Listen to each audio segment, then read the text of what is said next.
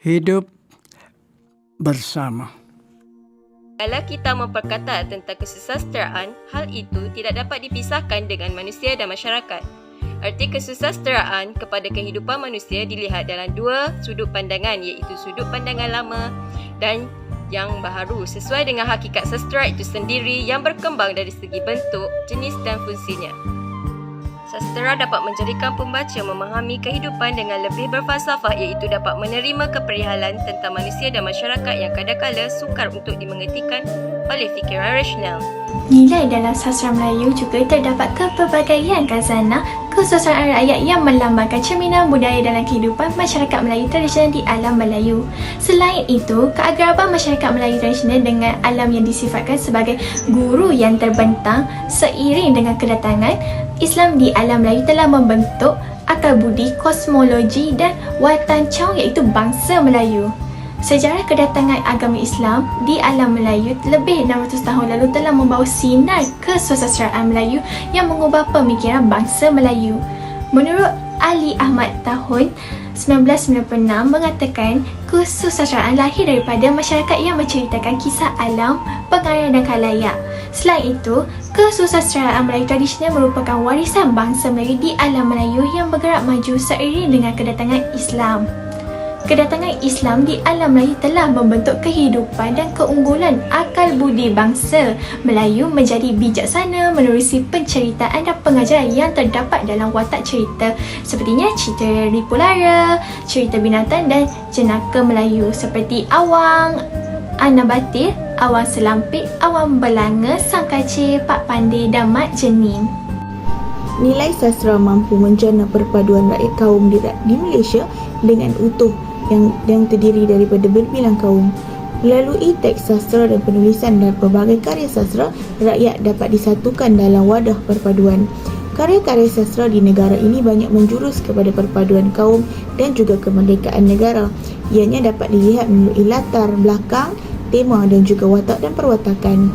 Perjuangan ini dilakukan sebelum kemerdekaan lagi, di mana penulis-penulis dan juga karya-karya ini ditulis oleh sastrawan negara yang menjurus kepada perpaduan untuk menjadikan Malaysia sebuah negara yang merdeka dan menjadikan setiap kaum yang ada di Malaysia kaum yang bekerjasama di antara satu sama lain dan tidak mempunyai sebarang salah faham.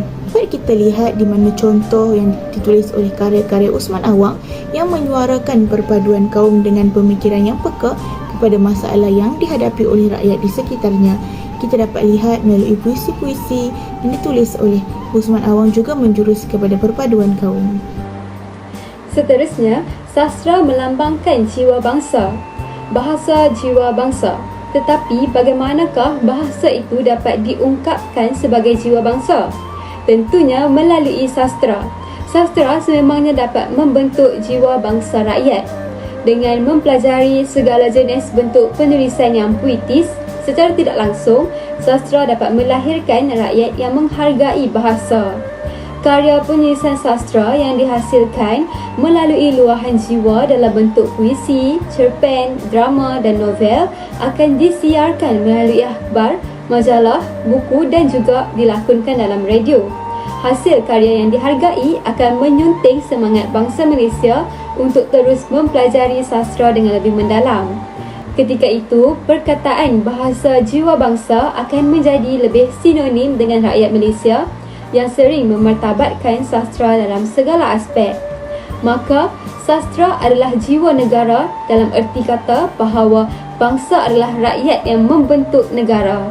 Kesusasteraan Melayu memerlukan penjenamaan semula untuk memastikan kelangsungannya. Hanya dengan mekanisme penjenamaan semula dapat mendidik masyarakat tentang kepentingannya, khususnya apabila memahami dan menelaah sejarah kesusasteraan Melayu. Kesimpulannya, setiap hasil karya mempunyai nilai positif yang dapat memajukan fikiran dan juga memberi kesedaran kepada masyarakat. Kewujudan sastra mampu memupuk semangat perpaduan dalam diri setiap insan. Ini menjadi asbab kepada kita untuk tidak melupakan hasil karya sastra terdahulu maupun terkini, kerana ia harusnya dipupuk dan dimantapkan lagi oleh para sastrawan negara.